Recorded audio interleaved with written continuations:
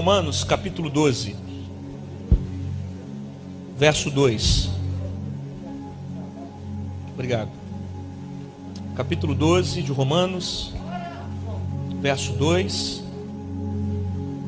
E não vos conformeis com esse mundo, mas transformai-vos pela renovação do vosso entendimento ou da vossa mente, para que experimenteis qual seja a boa, agradável e perfeita vontade de Deus. Por volta de quase 4 anos, o Senhor tem me confiado mensagens que falam a respeito de caráter. Eu tenho dito que para ímpio eu prego salvação e para crente eu prego caráter. A igreja cada vez mais tem se distanciado dos propósitos da vontade de Deus.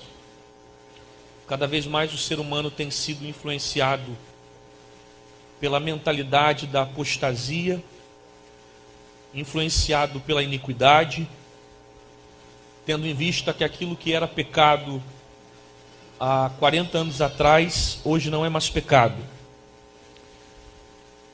Não porque a Bíblia mudou, mas porque a mentalidade do homem se corrompeu, a ponto do homem deturpar os valores da Escritura Sagrada, fazendo com que a mesma se adaptasse à sua vontade, quando na verdade a sua vontade que deveria estar adaptada à palavra. E diante de uma geração promíscua, corrupta, presa na iniquidade, apenas uma palavra me faz proferir, enquanto eu ainda tiver fôlego, que é a palavra por nome de santidade. Porque sem santidade ninguém verá a Deus. Santidade é o mecanismo pelo qual eu me relaciono com Deus e através dela eu consigo ter acesso. O primeiro passo da fé cristã é confessar Jesus como Senhor. O segundo passo é caminhar em um processo de santificação. Porque o mesmo disse: seja santo assim como eu sou santo. Eu não me santifico para me salvar.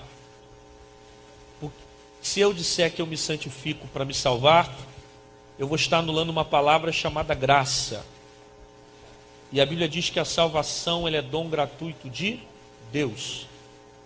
Então, não há nada que eu faça que mereça a minha salvação. Eu não me santifico para me salvar, mas por eu ser salvo, eu me santifico. Santidade é consequência de uma vida de quem nasceu de novo. Colossenses capítulo 3, versículo 1 em diante diz que aqueles que ressuscitaram com Cristo, eles possuem a sua mente no céu. Então ele anda na terra com pensamentos no céu. O apóstolo Paulo está dando um conselho aqui aos romanos, para aqueles que querem experimentar a vontade boa, agradável e perfeita de Deus. Porém, para que haja esse resultado, é necessário não se conformar com o mundo em que vive, mas transformar o seu entendimento ou a sua mente pela palavra, para que assim experimente a vontade boa, agradável e perfeita de Deus. Contudo, eu só entendo a afirmação que Paulo está fazendo quando eu compreendo a palavra-chave do versículo 2, que é a palavra mundo. Repita comigo, mundo. Paulo está dizendo: não vos conformeis com esse mundo aqui, ele não é um mundo natural. Esse mundo aqui não é a criação de Deus. Esse mundo aqui é o sistema babilônico inserido na natureza. É a corrupção do gênero humano. Esse mundo aqui é a praticidade do pecado sem arrependimento. Esse mundo aqui é a deturpação daquilo que Deus criou. Tiago vai dizer que todo aquele que é amigo do mundo se constitui inimigo de Deus. Então não tem como ser amigo do mundo e amigo de Deus. A partir do momento que eu tenho amizade do mundo, eu tenho inimizade de Deus. Não tem como ter dois relacionamentos. Ou me relaciono com o mundo, ou me relaciono com Deus. A própria Bíblia diz que aquele que ama o mundo, o amor do Pai, não está nele. Jesus disse em Mateus capítulo 6 que não tem como servir a dois, porque quando agradar a um acaba desagradando. Não tem como servir a dois deuses. Não tem como servir a dois senhores. Ou serve a Deus, ou serve a Mamon. Na realidade, em nenhum momento a Bíblia ela deixa para nós essa sombra de variação. As coisas de Deus são retas. Elas são absolutas. Não possui dúvida nas coisas de Deus. Perceba, a palavra do cristão é sim, sim, não tem meio termo. Ou eu respondo sim, ou eu respondo não. Jesus disse, eu sou o caminho. Ele não disse, eu sou mais um caminho de salvação. O único caminho que leva o homem a Deus é Cristo. Paulo disse que só há um mediador entre Deus e os homens. Qual é o nome dele? Jesus Cristo. Perceba, não tem meio termo. Ou eu sirvo a Deus, ou eu sirvo ao mundo. Ou sou cristão, ou sou carnal. Eu tenho vida com Deus, eu tenho vida com o diabo. A nossa Bíblia, na divisão do Antigo para o Novo Testamento, existe uma expressão teológica chamada cânon, que significa régua, que diz respeito à palavra reta. A palavra de Deus ela é reta, ela é absoluta. Portanto, tudo que possa gerar dúvida na sua vida, na maioria das vezes vai te distanciar dos caminhos de Deus. Porque as coisas de Deus não geram dúvida. E se você já está em dúvida, já há uma grande probabilidade dessas convicções te levarem ao pecado. Ou eu caminho com Deus, ou eu caminho com o mundo. De uma fonte não pode jogar dois tipos de água. Ou a água que sai dela é doce, ou a água que sai dela é amarga, salgada. Não existem dois tipos de fonte. Não existem dois tipos de deuses. Eu sou crente, ou eu sou mundano.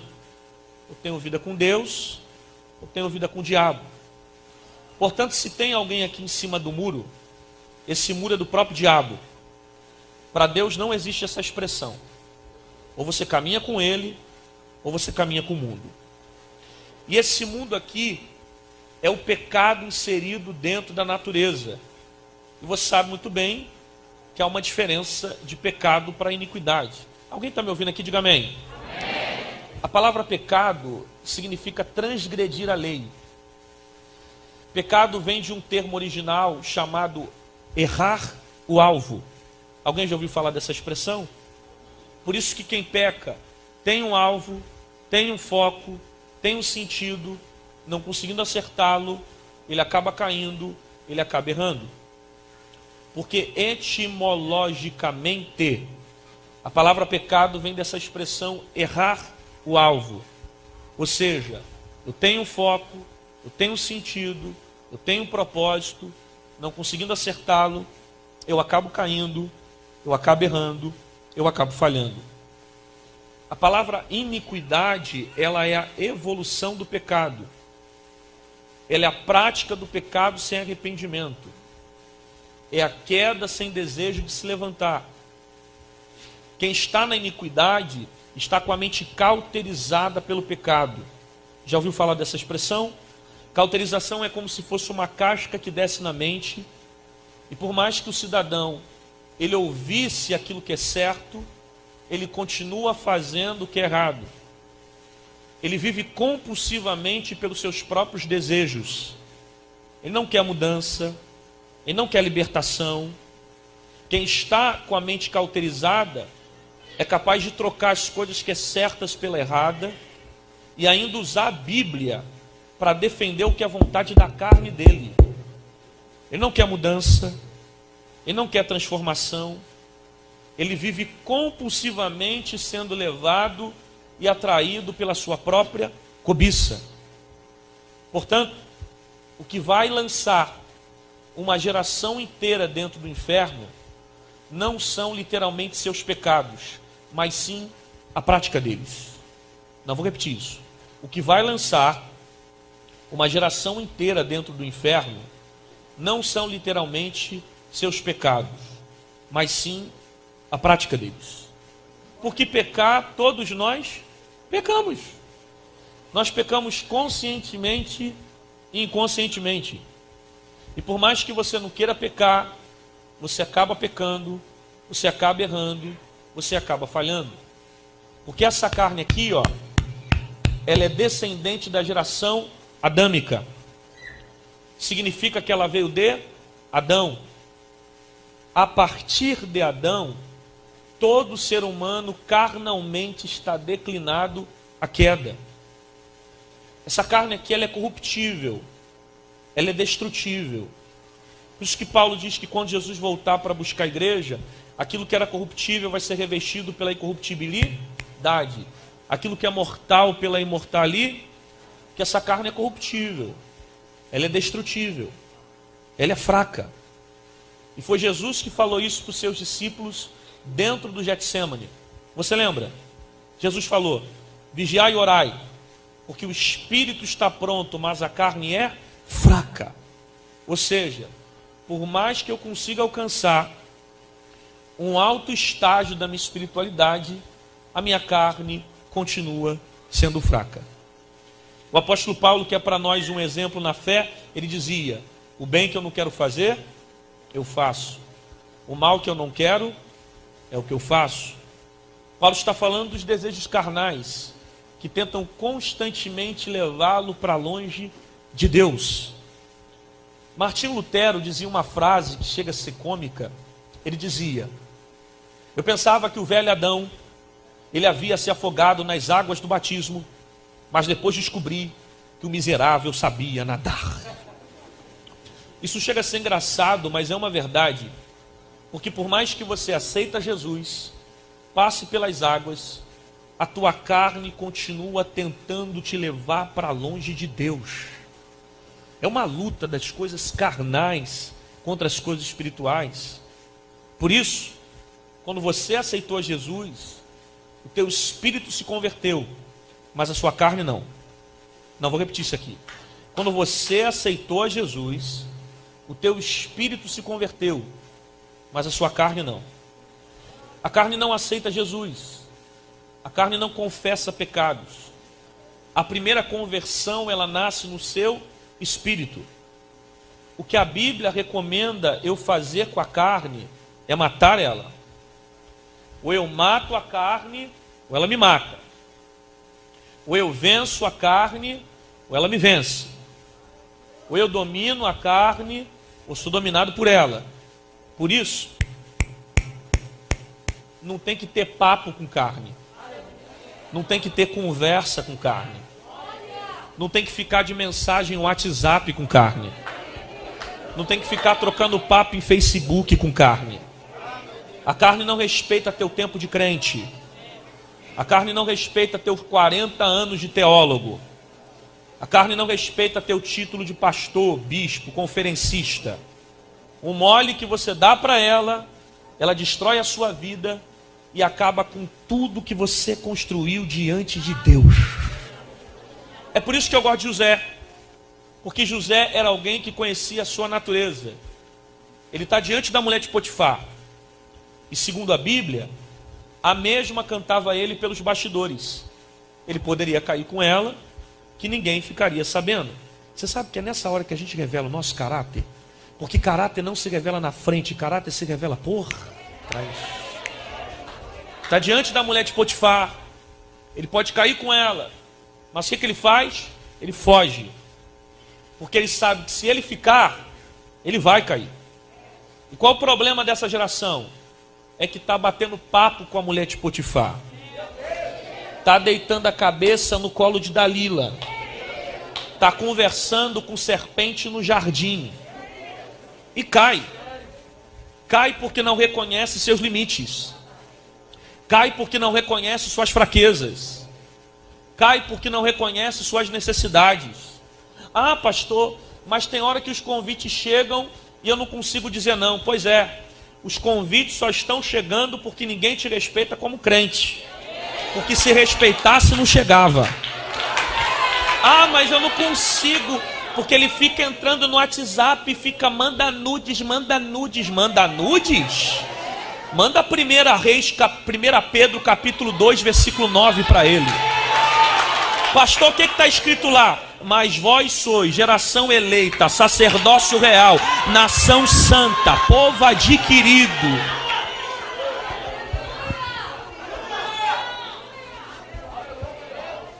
O problema é que você não conhece os seus limites. O problema é que você não reconhece as suas fraquezas. Irmão, você precisa entender isso.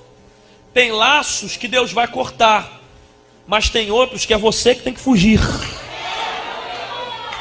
Eu prefiro ser fraco. Eu, Rodrigo Santana, prefiro ser fraco e fugir daquilo que eu sei que sou fraco, do que me achar forte e cair nas propostas que o diabo preparou para mim. Não, eu digo mais. Eu prefiro andar com gente que é fraca, mas pelo menos reconhece os seus defeitos, do que gente que diz que é forte, esconde os seus erros debaixo do altar e fica rotando santidade no meio da igreja. Pastor, o que você está querendo dizer que até agora não estou entendendo? Eu estou dizendo que durante um bom tempo a igreja afirmou dizendo que o nosso pior inimigo é o diabo. Mas eu vim dizer para você que o seu pior inimigo não é o chifrudo. Seu pior inimigo é você mesma. A natureza pecaminosa que está em você, que tenta todo dia te levar para longe de Deus. Eu te provo em poucas palavras que a tua carne é pior que o diabo. Quer ver? Primeiro, a Bíblia diz que aquele que é de Deus, o maligno não. O diabo só pode tocar em você diante de duas possibilidades. Primeira, permissão de Deus. Segundo, legalidade. A Bíblia diz que Satanás ele foi vencido na cruz do Calvário. Por isso que a teologia o define como um derrotado. Agora tu pensa comigo, o diabo já foi vencido na cruz. E a carne? Eu tenho que vencê-la todo santo dia. Venci ontem, tenho que vencer hoje. Venci hoje, tenho que vencer amanhã. Ainda não foi convencido que a tua carne é pior? Se manifestar demônio aqui nesse congresso, eu paro de pregar, expulso o demônio e depois continuo a mensagem. Agora e a carne? Que não tem como expulsar ela da tua vida? Hã? Não tem como dizer, sai carne, sai não, irmão. Ela está presente aí. Eu estou pregando, a tua carne está aí. Você está lembrando da coxinha que você vai comer quando o culto acabar. É alguém que está mandando um WhatsApp para você durante o culto e com certeza não é Deus. É alguma coisa que está distraindo a tua atenção na hora da palavra. Por quê? A carne não quer morrer na tua vida. E o que mata a carne é a prática da palavra. Conhecereis a verdade vos libertará. E sabe o que eu acho engraçado? É que tem gente que tudo coloca a culpa no diabo. Não sei você, mas eu conheço muita gente na minha igreja que tudo diz que é demônio. Tem gente que fala, não, eu menti porque o diabo me fez mentir. Eu roubei porque o diabo me fez roubar. Olha, eu não queria falar mal de fulana, mas de repente veio um demônio do inferno, entrou na língua, eu falei mal de fulana. Tem gente que tudo coloca a culpa no diabo. Olha, eu não queria cair com aquela garota, os pais dela não estavam em casa, estava tudo escurinho, eu não tive vontade nenhuma, veio um demônio do inferno e eu caí. Tem gente que tudo coloca a culpa no diabo. Pergunte para mim, por quê? Ninguém quer saber. Pergunte por quê? Realmente, ninguém quer saber. 1, 2, 3, vai. Porque demônio se expulsa, mas caráter se trata.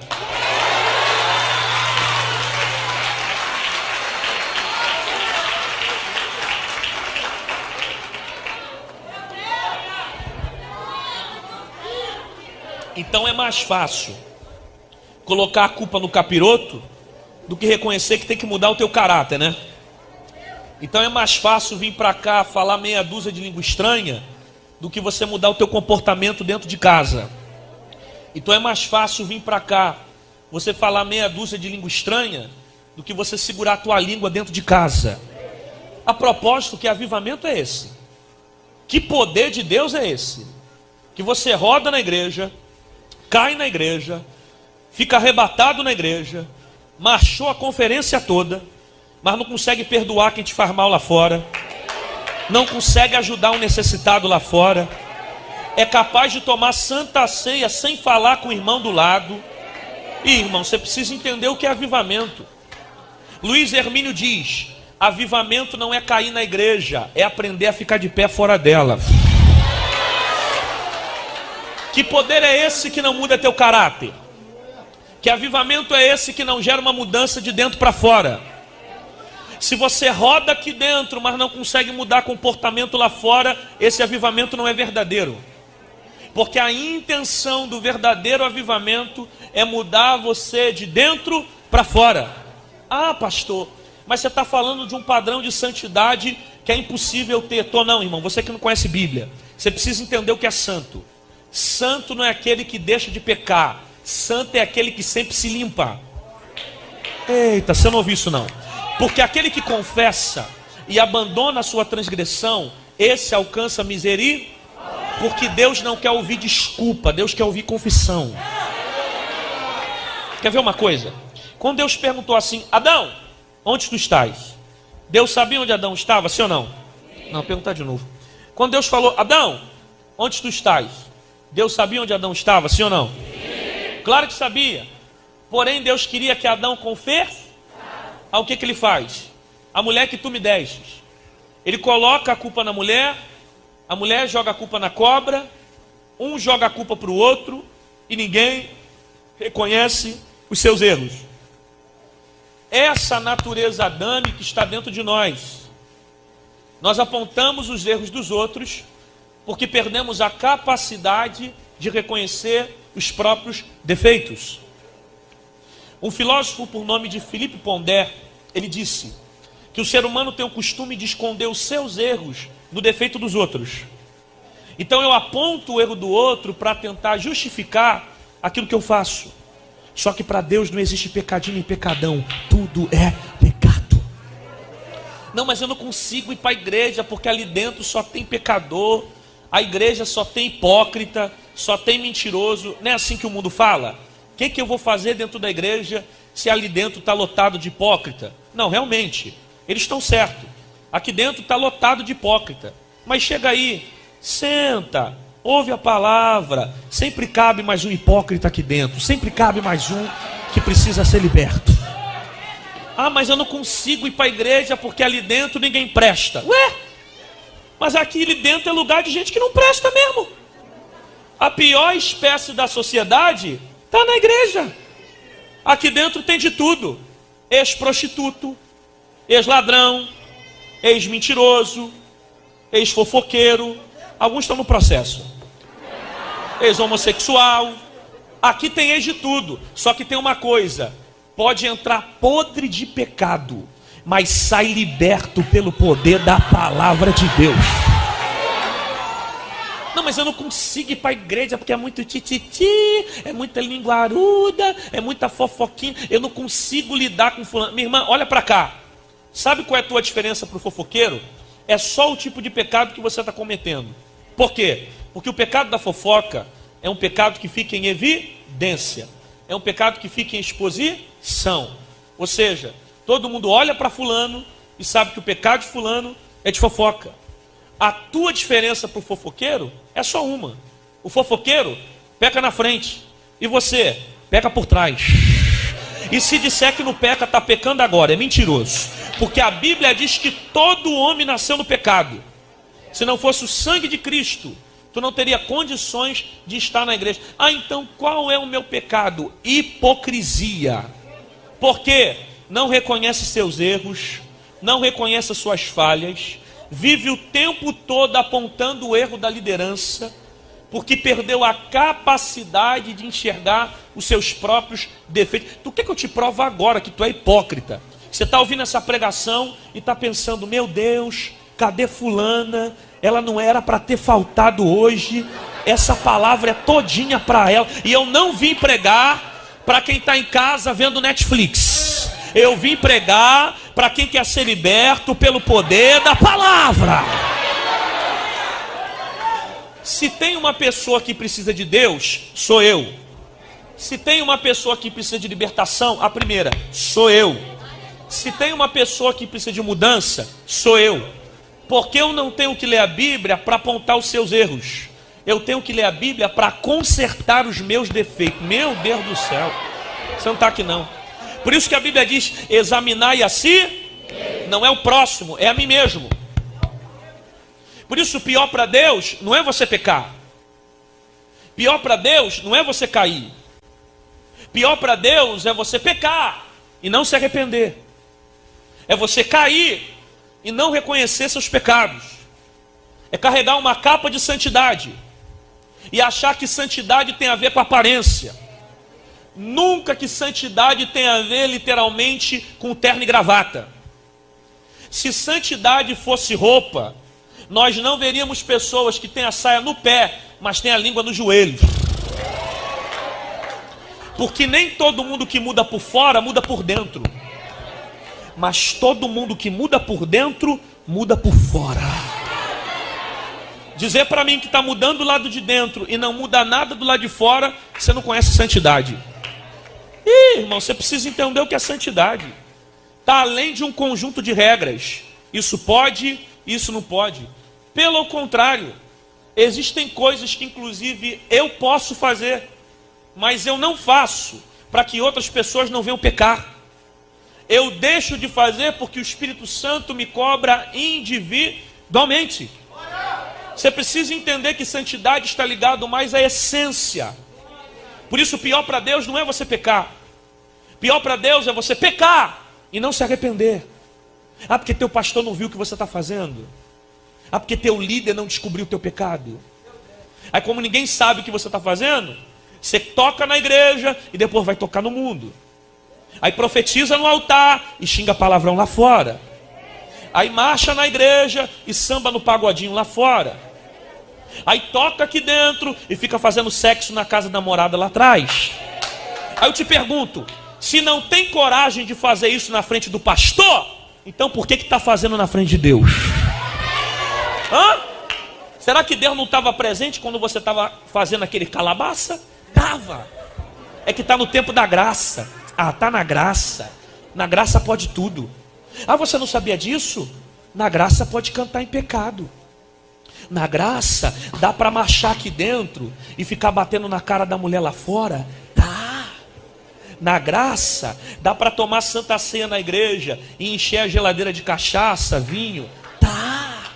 Na graça dá para pular aqui dentro e ficar dançando pagodinho lá fora? Tá.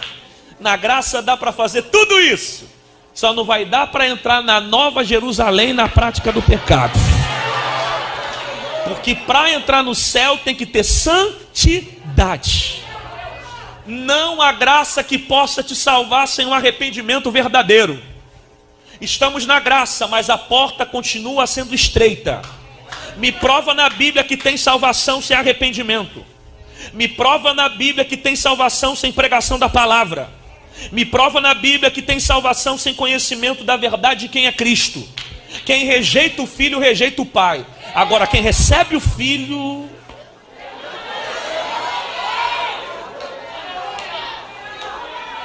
Eu te provo na Bíblia que a graça é pior que a lei. Que é isso, pastor? Verdade. É só você pensar comigo. Na lei só era pecado se tivesse a consumação dos seus atos. Se não tivesse atitude, não era pecado. E a graça? Jesus falou que se eu cobiçar a mulher do meu próximo, já estou pecando. Pensa bem qual é pior. A lei condena atitudes. A graça condena pensamento. A diferença é uma só. É que a lei matava no ato. O camarada pecava, morte de pedrada. E a graça? A graça não mata agora. A graça mata depois. Ela te dá uma sensação que não vai acontecer nada, né? Aí você vai enterrando esse pecadinho debaixo da terra e vai morrendo dentro da igreja. Porque a Bíblia diz que o salário do pecado é a... ninguém falou. O salário do pecado é a... Cinco falaram. O salário do pecado é a primeira morte, que gera a morte espiritual. A segunda morte, que gera a morte física. A terceira morte, que gera morte eterna. É por isso que você está perdendo vontade de orar. É por isso que você está perdendo vontade de ler Bíblia. É por isso que na hora que você lê Bíblia, dá um fogo, cansaço dentro da igreja. É por isso que você está perdendo vontade de buscar. Porque o pecado está engessando a tua vida espiritual. Mas está na graça. Está dando certo. Está ganhando mais de 20 mil por mês. Plano de saúde para todo mundo na família. Empresa está bombando. Está cheio de sucesso financeiro. E está achando que o fato das coisas estarem dando certo, que Deus está aprovando a sua vida. Um teólogo uma vez escreveu dizendo que o pior fracasso de um homem é ele ter sucesso em coisas que Deus não aprova. Eita Jesus, você não ouviu isso não. O pior fracasso de um homem é ele ter sucesso em coisas que Deus não aprova. O fato de você ter sucesso não significa que Deus está se agradando. Até porque Deus não abençoa ninguém porque merece. Deus só abençoa por causa da graça. Sabe o que significa graça? Favor imerecido. Ou seja, eu não mereço, mas Deus resolveu me abençoar. Então Deus não me usa nessa noite por causa do preço que eu paguei para ser usado, mas sim por causa do preço que Jesus pagou para poder me usar. Não é o que eu faço, é o que Jesus já fez. Isso é graça, é receber aquilo que não merece. Só que o problema é que nós ficamos impressionados com uma vida de sucesso. Mas fulano está viajando o mundo inteiro, tem muita porta, está ganhando muito dinheiro. E desde quando ser usado é ter uma vida aprovada por Deus? Porque nem tudo que Deus usa, Deus aprova. Ser usado é uma coisa, ser aprovado é outra. Irmão, o dom que eu tenho, ele salva quem ouve, mas não salva quem prega. Meu Jesus dos crentes. Jesus disse assim, que eu poderia ganhar o mundo inteiro e no final perder a minha própria salvação, a minha alma. Por quê? Porque o dom que eu tenho salva quem ouve, mas não salva quem prega. Está vendo isso aqui? Deus não tem compromisso com isso aqui. Eu posso ter uma imagem de profeta em cima desse púlpito e dentro de casa viver uma vida de pecado. Porque Deus não se compromete com imagem, Deus se compromete com essência. Imagem se trata daquilo que eu quero mostrar, essência se trata daquilo que eu sou. Por isso que Deus não tem compromisso com aquilo que você é na frente dos outros, mas sim com aquilo que você é quando ninguém está te vendo. É quando você tem a oportunidade de pecar e você olha para o teu celular e diz, eu estou mais preocupado em agradar a Deus do que as minhas vontades. Deus se relaciona com aquilo que você é quando ninguém te vê. Por isso que a prioridade do Evangelho é gerar frutos do Espírito. É por isso que eu digo que talentos impressionam os homens, mas somente o caráter impressiona Deus. Porque caráter está ligado a frutos do Espírito. E dons e talentos não vão subir, mas frutos do Espírito vão. Longanimidade, domínio próprio, paciência, amor, bondade. Para que Deus vai te encher nessa conferência? Para você rodar, pular, cair e continuar com a mesma vida lá fora? Não. O propósito do avivamento é de gerar frutos. E irmão, você precisa entender o que é homem de Deus. A gente acha que o homem de Deus é quem sai entregando profecia. Homem de Deus não é quem entrega a profecia. Homem de Deus é quem vive profecia. Porque nem todo mundo que entrega, vive. Por isso que eu não sou homem de Deus quando eu falo, eu sou homem de Deus quando eu vivo. Pergunta para esse irmão, vai dar glória ou vai engasgar mesmo? Pergunta. Eu preciso entender que a prioridade do Evangelho é transformar a minha vida de dentro para fora. Só que nós vivemos uma geração que se acostumou com a performance. É verdade. A gente fica impactado com a performance. Nossa, fulano cantou como ninguém. Esse pregador fez barulho como ninguém. Nossa, ele está cheio de fogo. O negócio explodiu. Aquele cara tem graça. E desde quando o barulho é sinal de poder de Deus? Poder de Deus pode gerar barulho, mas nem todo barulho gera poder de Deus. Mas ele grita como ninguém aqui, ó. Lata vazia também faz barulho. Tem gente que está vazio e está fazendo barulho por aí. Tem gente que está gritando por aí, está cheio, vazio. Está vazio, não tem nada, não tem essência, não tem graça.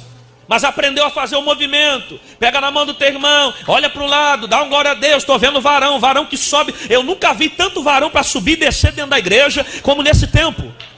Porque é uma geração que aprendeu a fazer barulho, mas é uma geração que não aprendeu a pregar a palavra.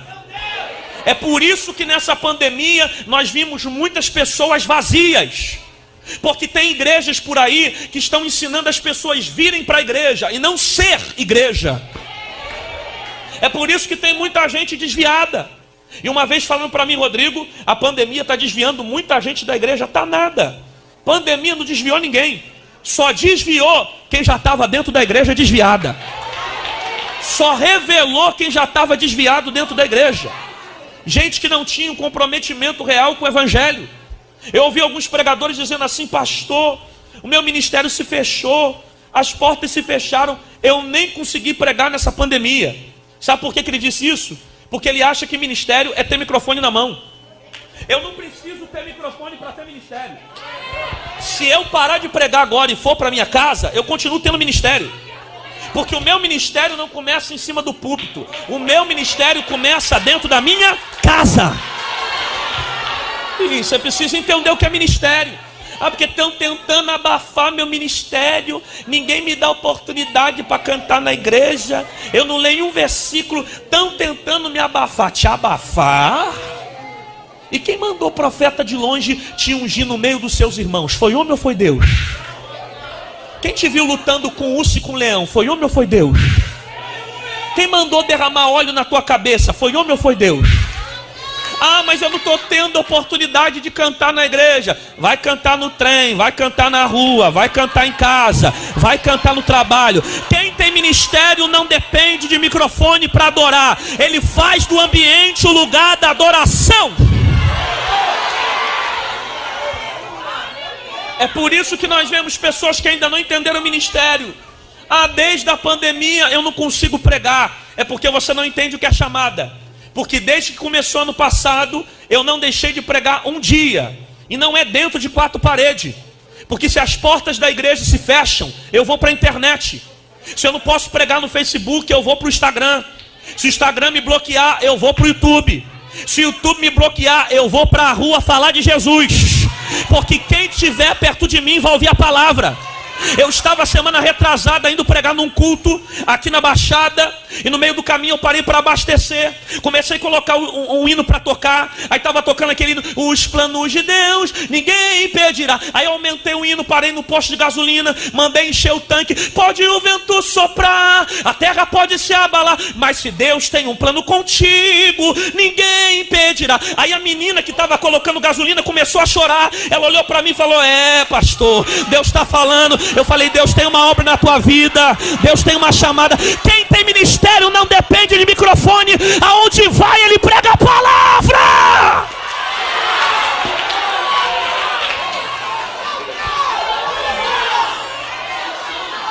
Pergunta para esse irmão: vai dar glória ou vai fingir que não é contigo? Pergunta. Eu estava orando a Deus no início do ano retrasado. No mês de janeiro, Deus entrou no meu quarto, me visitou.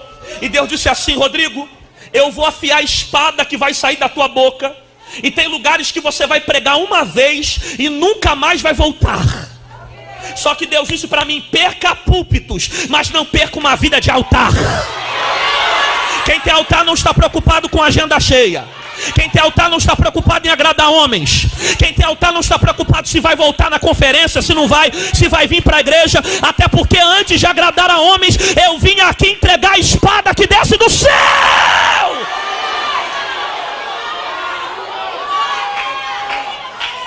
O teu problema é que você atribui sucesso à aprovação de Deus. É por isso que você está murmurando, que você está dentro de um deserto sendo fiel. Aí você fica: poxa, eu estou dentro de um deserto. Fulano, que é prova, é ímpio, todo ano vai para Disney, e eu aqui sou crente e estou no vento. Eu te provo na Bíblia que essa circunstância não tem a ver com reprovação de Deus. Mateus capítulo 4. O Espírito de Deus levou Jesus para dentro do deserto. Aí o diabo vai levar Jesus lá para cima do pináculo. Eu pergunto para você, quem é que levou Jesus para o deserto? O Espírito de Deus. Quem é que levou Jesus lá para cima do pináculo? O diabo. Vou perguntar de novo. Quem é que levou Jesus para o deserto? O Espírito de Deus. Quem é que levou Jesus lá para cima do pináculo? Agora chega de ensaio. Quem é que levou Jesus para o deserto? O Espírito de Deus. Quem é que levou Jesus lá para cima do pináculo? Agora para acordar o irmão que está dormindo lá atrás. Quem é que levou Jesus para o deserto? O Espírito de Deus. Quem é que levou Jesus lá para cima do pináculo? Então tem gente que está lá em cima, mas é diabo que está levando. E tem gente que está no deserto, mas foi o Espírito que colocou lá. Não vos conformeis. Grita comigo, diga conformar. Tá lindo, mas eu gosto que repita. 1, 2, 3, vai. Conformar. Pelo amor de Deus, olha para cá. A palavra conformar vem do latim, transliterado uma expressão chamada tomar forma. Olha o que Paulo está dizendo. Não tome a forma do mundo. Em outras palavras, não seja moldado pelo mundo. Não faça o que o mundo faz. Não vive o que o mundo vive. Por que a gente tem facilidade de viver o que o mundo ensina, mas não tem facilidade de viver o que a palavra está mandando? Você sabe o nome de todos os participantes do Big Brother, mas eu quero saber se você conhece o nome dos 12 discípulos. O problema de uma igreja que é influenciada pelo mundo é uma igreja que não tem autoridade para pregar para o mundo. Spurgeon tem uma frase que eu gosto. Ele dizia: a igreja tem pouca influência no mundo, porque o mundo tem muita influência na igreja. Aleluia. O problema de uma igreja que é influenciada pelo mundo é que ela não tem autoridade para pregar para eles. John Wesley dizia assim: não há paz entre você e Deus, se existir paz entre você e seus pecados. A igreja não pode fazer o que o mundo faz. A igreja não pode viver o que o mundo vive. É por isso que você está tentando pregar para o teu primo que não é crente e não consegue. Porque toda vez que tu prega para ele, ele olha para você e diz: você, querendo pregar para mim, tu não tem autoridade. Pergunte para mim por quê? Ninguém quer saber. Pergunte por quê? Porque antes do mundo ouvir o que você prega, ele observa a forma como você vive. Se aquilo que eu prego não condiz com aquilo que eu vivo, eu não tenho autoridade. Porque a autoridade não é constituída em falar, a autoridade é constituída em praticar. E eu te provo na Bíblia o que é autoridade espiritual. Você já viu alguém tentando expulsar demônio no nome de Jesus e o diabo não sair? Quem já viu isso? Não, aqui não acontece não, em Bangu tem muito. Pastor, como pode? Expulsa no nome de Jesus e o diabo não sai. Deixa eu fazer uma pergunta: o nome de Jesus tem poder, sim ou não? Sim. Então por que tem gente que grita no nome e o diabo não sai? Você precisa interpretar a Bíblia, gente. Mateus capítulo 10, Jesus disse: em meu nome expulsarão e curarão. Só que Jesus está delegando uma autoridade para quem? Para ímpio? Para gente que não é crente? Jesus está delegando autoridade para quem não tem vida não tem autoridade. Quem não tem prática não tem vida. Ah, você ainda não foi convencido? Eu te dou outro texto. Lembra dos filhos de Seva? Tentaram expulsar o demônio no nome de Paulo, no nome de Jesus. Aí o endemoniado se manifestou: eu sei quem é Paulo e sei quem é Jesus. E o diabo não foi embora. Porque antes do demônio ouvir o que você fala, ele observa a forma como você vive. Guarda essa frase: demônio não se expulsa só com palavra, demônio se expulsa com vida. Conhecimento o diabo tem, amiguinho, e tem muito mais do que você. Ele disse: está escrito que se derem ordem. Ele conhece Bíblia. O diabo conhece mais do que você. É por isso que tem desviado, que conhece Bíblia de Gênesis a Apocalipse, e você vê ele o tempo todo: não, porque em Gênesis está escrito isso, não, porque em Mateus está escrito isso. Ele conhece muito de Bíblia. Ele tem a Bíblia na ponta da língua, mas não tem a Bíblia na ponta do coração. Não é o quanto você conhece que te salva, mas é o quanto você pratica que te transforma. É a praticidade da palavra que muda a tua vida. É o conhecimento da palavra. É por isso que você tenta pregar para o ímpio e não consegue. Porque se você não é exemplo, você não é autoridade. Você quer um conselho? Eu acho ótimo você vir para a igreja buscar libertação para sua família. Faça isso. Eu acho ótimo você vir para cá buscar salvação para o teu filho. Faça isso. Mas antes de procurar libertação para os outros, procura ser liberto primeiro aqui dentro da igreja. Porque você só consegue transmitir para o outro aquilo que você tem. Se Cristo não tiver em você, você não tem autoridade para pregar para eles. E uma vez eu ouvi um jovem, um líder de jovem dizendo assim: Santana, isso é apenas um exemplo que a gente usa, é uma estratégia nova para ganhar o jovem, porque senão o jovem não fica na igreja. Aí a gente tenta trazer algumas coisas do mundo para ele ficar. Como é que é? Quer dizer que eu tenho que dar jujuba na boca de criança para ele querer aceitar Jesus aqui dentro? Quer dizer que eu tenho que mudar o evangelho para ele ter vontade de vir para a igreja?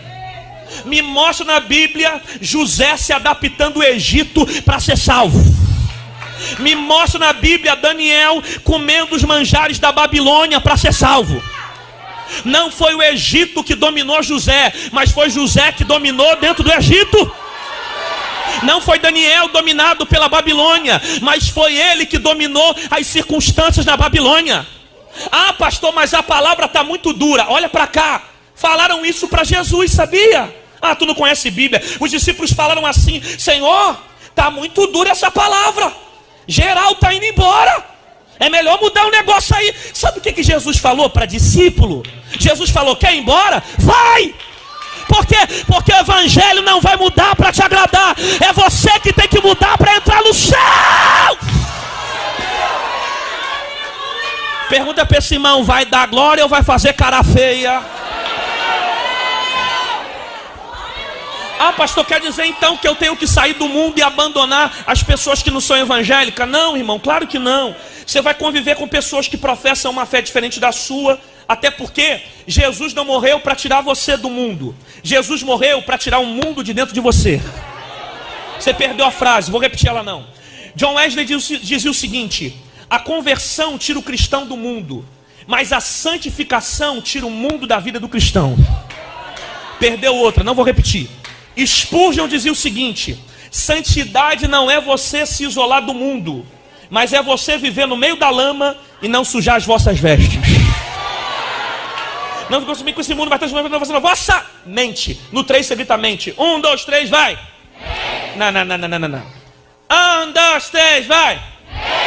Não. 1, 2, 3, vai. Paulo está dizendo que eu não devo me conformar com esse mundo, mas transformar a minha. Se eu não mudar a minha mente pela palavra, eu não mudo o mundo, nem as circunstâncias que estão ao meu redor. Mateus capítulo 4, o diabo chega de Jesus, fala: tu não é filho de Deus? Por que tu não pega essa pedra e transforma? Jesus vai dizer: nem só de pão viverá o homem, mas de toda a pá que sai da boca de... Então Jesus vai vencer o diabo através da pá. Eu vou vencer o pecado através da pá. Eu vou vencer a minha carne através da pá. Eu vou vencer as minhas vontades através da pá. Romanos capítulo 10, verso 17. A fé vem pelo... Só que o ouvir vem pela... Tem alguém que está ouvindo aqui essa palavra? Alguém está escutando? Então a tua fé está sendo edificada, porque a fé vem pelo... Mas não é ficar ouvindo a história da carochinha, ouvir a pá. Porque toda vez que eu ouço a palavra, eu tenho fé. Aí você entra na igreja e fala: pastor, eu não sei por que eu estou tão fraco. É simples. Se a fé vem pelo ouvir e ouvir pela palavra, a ausência da palavra, ela vem também pela... A ausência de fé, ela vem pela ausência da pá. Se eu não ouço a palavra, eu não tenho fé. Aí você entra na igreja e fala: pastor, não sei por que eu estou tão desanimada. Perdi a vontade de orar. Dá um sono naquele ouvido, dá um sono cansado. Não sei por que eu não consigo buscar. Eu estou tão fraco dentro da igreja. O senhor pode me explicar? Eu te explico agora.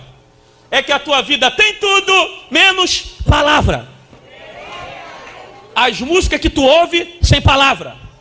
Pablo Vittar, Anitta, peca, ainda peca mal. Os vídeos que tu vê sem palavra. As conversas de WhatsApp é piada o dia inteiro, não tem palavra. Passa a maior parte do teu tempo ouvindo coisas que não tem palavra. As peças que assiste sem palavra. Os filmes que tu vê sem palavra. Como é que a tua fé vai ser edificada, rapaz? Se a fé vem pelo... Só que ouvir vem pela...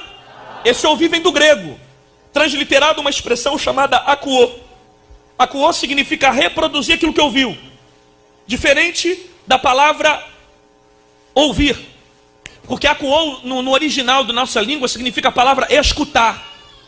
A palavra ouvir na língua portuguesa significa ter a percepção de um barulho. Escutar significa reproduzir aquilo que ouviu. Então o verbo original dizendo que a fé vem pelo ouvir, o correto seria a fé vem pelo escutar, que é praticar aquilo que ouviu. Até porque o que muda a sua vida não é a palavra que você escuta, ouve, mas sim a palavra que você pratica. Tem gente que ouve a palavra e não muda de vida. Você nunca parou para se perguntar isso? Por que tem gente que está 10 anos na igreja e não muda de vida? E tem gente que chegou aqui em menos de um ano, largou a maconha, largou a cocaína, saiu da prostituição. Está todo mundo ouvindo a mesma palavra, sim ou não?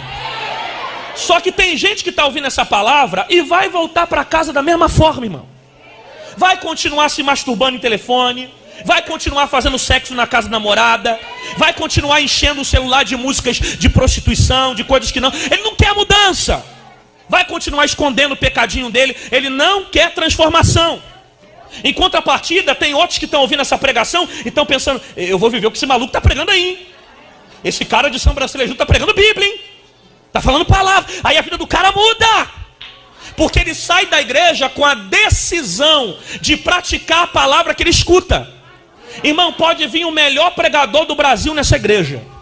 Se você não praticar a palavra que você ouve, a tua vida não muda. O que muda a tua vida é o exercício da palavra. Irmão, tem umas coisas que me dá uma raiva, mas me dá uma ira gospel, mas me dá um nervosismo gospel. Tem hora que me dá vontade de dar uns tapas suriana gospel. Mas é uma raiva de dentro para fora. Porque pera. Eu não sou só pregador não. Eu pastorei igreja também. Há quase 15 anos eu sou pastor da igreja metodista de Bangu.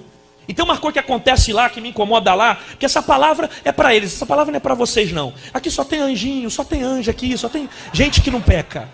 Mas tem umas coisas lá na minha igreja, que parece que Deus pegou todos os Judas de Bangu e colocou tudo lá, tá tudo lá. O Judas tá tudo lá. Pra você ter ideia, uma vez eu fiquei um mês pregando a mesma mensagem na igreja. Eu fiquei 30 dias repetindo a mesma pregação no domingo. E quando foi o último domingo, a ovelha veio me procurar, que na verdade não era ovelha, era bode, depois virou ovelha. Aí ele veio me procurar e disse: pastor, já é o 4º domingo, pastor. O senhor está repetindo a pregação, o senhor não muda uma palavra, está falando a mesma coisa. Eu olhei para ele e falei: claro, como é que eu vou mudar a mensagem? Você não muda o pecado, eu não mudo a palavra. Para de pecar nessa área que eu mudo a mensagem. Mas está dando nem tempo de virar a página. E vou dizer uma coisa para você, irmão. Eu não tenho problema de repetir pregação. E muitos anos que eu prego o evangelho, irmão. Eu já passei desse tempo que tem que pregar coisa nova para tentar abrir porta. Eu entendi o que Deus me chamou. Eu entendi qual é a minha vocação. Eu entendi qual é o meu propósito. Se Deus mandar ir num lugar pregar 50 vezes a mesma coisa, eu vou pregar. Porque aqui você não escolhe o que você quer ouvir. Quem manda no cardápio é Jesus. Ah, mas ele já falou isso 50 vezes. Vou falar mais 100. Até esse pecado que está em você sair da tua casa. Pergunta para esse irmão: vai dar glória ou vai morder a língua de novo? Um teólogo americano escreveu dizendo o seguinte: que os pastores brasileiros precisavam aprender que não se muda a cultura de uma geração pregando coisa nova. Se o problema do Brasil é corrupção, se o problema do Brasil é imoralidade, se o problema do Brasil está na mentira, se o problema do Brasil está na malandragem que nós estamos vendo na política, no STF, em cima dos altares, se o problema do Brasil está na iniquidade, as mensagens que devem sair do altar são mensagens de tratamento, de transformação. Só que hoje muitos pastores não vão falar isso para você, não aqui nessa igreja, mas em outros lugares, porque tem gente só preocupado com o evangelho coach, o evangelho do teu bem-estar. Você vai ter vida na terra, é casa na terra, é carro no céu, é carro na terra, é vida na terra, é dinheiro na terra. Só que a mensagem que eu estou pregando pode não parecer, mas não é uma mensagem para você ter morada aqui, é mensagem para você ter morada lá.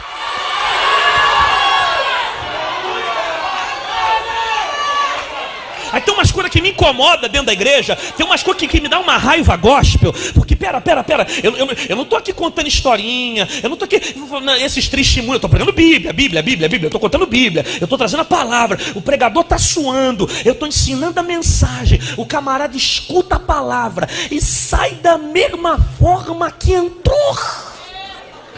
Eu fico doido com isso, porque parece que o problema sou eu, não é possível. De repente ele não está entendendo a mensagem, ele gosta de uma mensagem mais tranquila, mais bom dia, boa tarde, porque eu estou pregando, eu estou ensinando, o camarada ouve a palavra, não muda de vida. Aí ele tem 30 anos na igreja, mas é 30 anos fofoqueiro, 30 anos guarudo, 30 anos mentiroso, fala mal de todo mundo, reclama de tudo na igreja, não gosta da cor preta, não gosta do azul, não gosta do branco. Aí tem 30 anos de crente, falando mal da liderança, não se converte, não oferta na igreja, não dizima, não pega um voto, não ajuda a obra, mas gosta de reclamar quando o piso quebra, gosta de reclamar quando a luz apaga. Aí fica o tempo todo murmurando, tem 30 anos de crente, mas não perdoa ninguém, ainda é capaz de cantar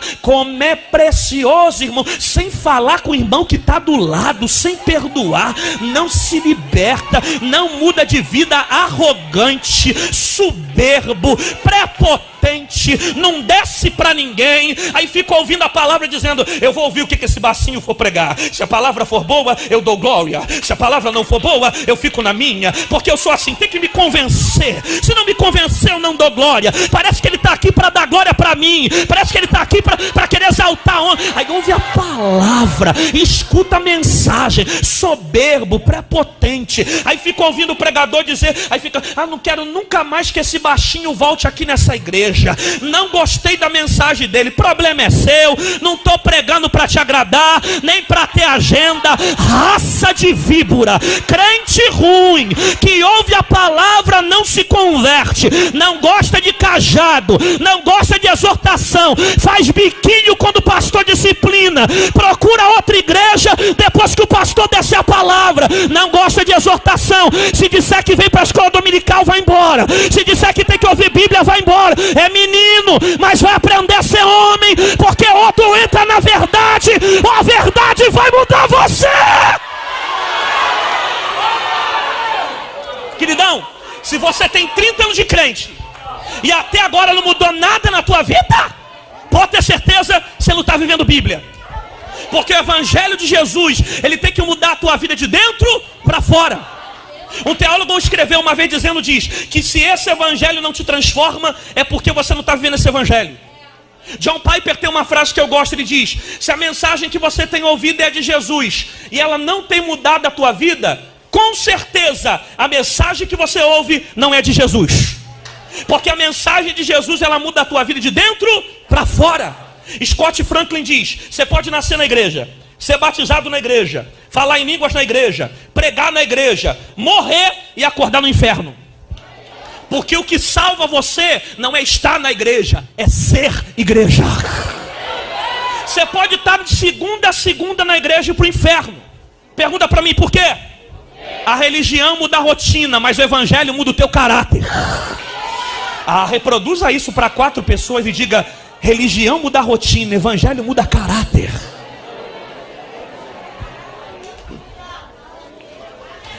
Augusto Nicodemos tem uma frase que eu gosto, ele diz, arrependimento não é quando você chora, arrependimento é quando você muda. Porque nem todo mundo que muda, chora. Porque nem todo mundo que chora, muda. Mas todo mundo que muda, chora. Tiago Brunet tem uma frase que eu gosto, ele diz, não são as reuniões de domingo que mudam a sua vida, mas as decisões que você toma na segunda-feira. Aleluia. Não é o que você ouve na conferência que vai mudar você. O que muda você é quando a conferência acaba. É por isso que tem gente que peca, levanta, peca, levanta, peca, levanta, peca, levanta, e não muda de vida. Porque ele chama isso de arrependimento. Isso não é arrependimento, o nome disso é remorso. Remorso é sentimento ligado à culpa, mas não tem abandono de prática. Eita Jesus, você está dormindo? É por isso que você está tentando mudar e não consegue. Porque você está chamando arrependimento aquilo que você continua fazendo. Ah, pastor, mas eu quero mudar, só não consigo. Como é que eu consigo? Eu te explico agora, é só você entender. Ninguém consegue mudar comportamento se primeiro não mudar. Quem não muda a mente não muda comportamento. Quem não muda por dentro não muda por fora. A tua mente tem que passar por uma metanoia. Quem já ouviu falar dessa palavra, metanoia? Expressão que vem do grego, que significa mudança de pensamento. Quem não muda o que pensa, não muda o que faz. Se eu quero mudar a atitude, eu tenho que mudar a mente. Pastor, como é que eu mudo aquilo que eu penso? É só ler Bíblia, está lá, é só ler. Lucas capítulo 11, verso 34. A candeia do corpo é o olho. Se o meu olho for bom, todo o meu corpo vai ser? Se os meus olhos forem maus, todo o meu corpo vai ser? Ou seja, aquilo que eu vejo determina aquilo que eu penso.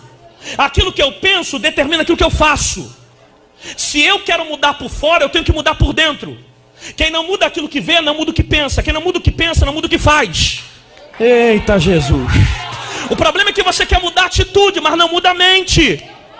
Quem passa a vida vendo pornografia, vai pensar pornografia, vai fazer pornografia. Quem passa a vida inteira só ouvindo palavra, vai pensar palavra, vai viver palavra. Se eu quero mudar comportamento, eu mudo aquilo que vejo. Porque aquilo que vejo determina o que eu penso. Aquilo que penso determina aquilo que eu faço. Se eu quero mudar comportamento, eu tenho que mudar os pensamentos. Para mudar aquilo que penso, eu mudo aquilo que vejo. Se eu mudar o que vejo, eu mudo o que penso. Se eu mudar o que penso, eu mudo o que faço. Tem alguém que está entendendo essa palavra aqui? Eu estou sozinho. Eu vou dizer mais. O diabo não quer teu pé. Não. O diabo não quer teu braço. Não. O diabo não quer tua mão. Não. O diabo quer tua mente. Porque se ele morar na tua mente, ele domina o teu corpo. Por isso que Efésios capítulo 6, verso 10 em diante fala sobre a armadura de Deus. Caracterizada entre elas está o capacete da salvação. Se Cristo não tiver na mente, o diabo entra aqui dentro e me leva para caminhos de desgraça. É por isso que tem um montão de gente dentro da igreja que está com a mente presa no pecado. Gente que está sofrendo tudo quanto é tipo de fobia. Fobia de ansiedade, fobia de depressão, fobia de lugar fechado. Gente que está presa na masturbação, presa em pecado, presa em um monte de coisa. Porque o diabo está manipulando a mente e levando ele para caminhos de desgraça. Mas há poder no nome de Jesus. Eu vim profetizar para quem tem fé para receber, que a sua mente vai ser liberta pelo poder da palavra. Levanta a mão quem tem fé dentro dessa casa. Levanta as duas quem tem juízo. Seja livre agora de toda a opressão do pecado. Seja liberta agora de toda a intenção maligna. A tua mente não será manipulada por demônios, mas será habitada pelo Pai, Filho e Espírito Santo. Mas só recebe quem dá glória a Deus. Olhe para alguém perto de você e diga: seja livre, seja liberto. Satanás não vai escravizar a tua mente. Conhecereis a verdade e ela te libertará. Quem acredita faz barulho de adoração dentro desta casa. Quem acredita faz barulho de adoração. Se for para aplaudir, tem que aplaudir com vontade. Não deixa o irmão bater palma sozinho. Você não está aplaudindo pregador nem pastor de igreja. Enquanto a igreja está batendo palma, tem cadeia sendo quebrada. Enquanto a igreja está batendo palma, tem demônio caindo por terra. Enquanto a igreja vai batendo palma, o diabo está perdendo a guerra. Enquanto a igreja está batendo palma, Pomba Gira foi embora, Preto Velho já saiu, Tranca-Rua foi embora, Maria Padilha meteu o pé, porque a partir de hoje a sua mente vai ser liberta pela palavra.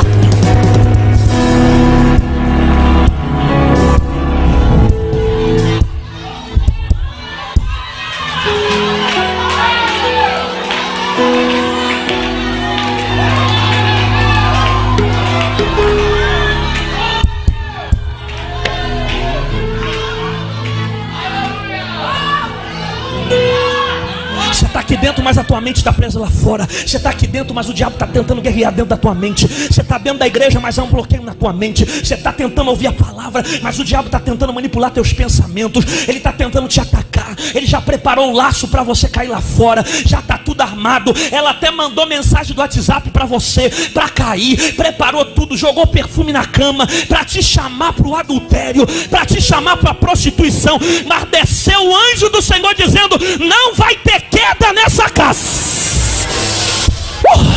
Levanta a mão que eu estou sentindo um negócio sozinho, mas estou sentindo. Levanta as duas, quem tem juízo. Se eu sou profeta para essa noite, em menos de 48 horas você vai viver a maior virada de libertação da tua vida.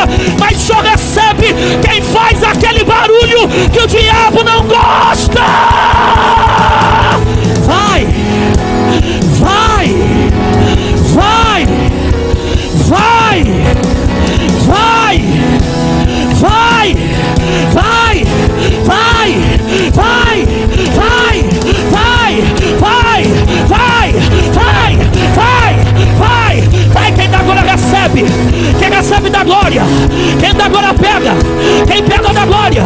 Quem dá glória recebe. Quem recebe da glória.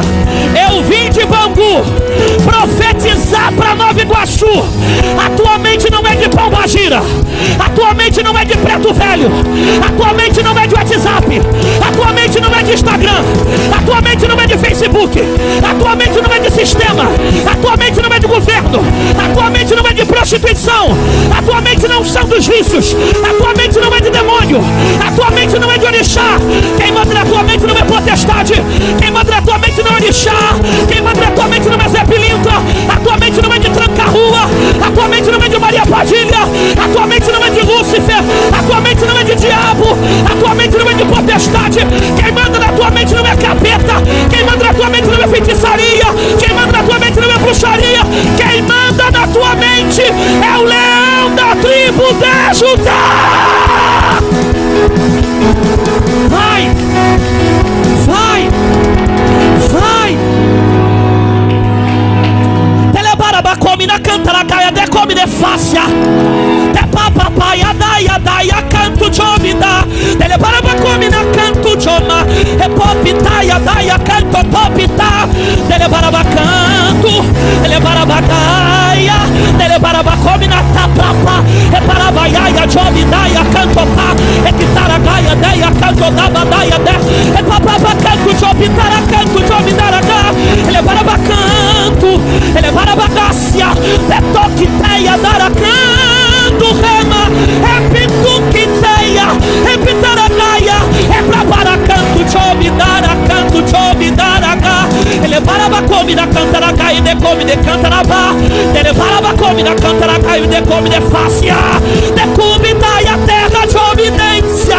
Tereg jobita catacatapata. Deplome daia. Decanto jobi. Ele barabacome na cantaraca e decome de fácia. É brava tatatata.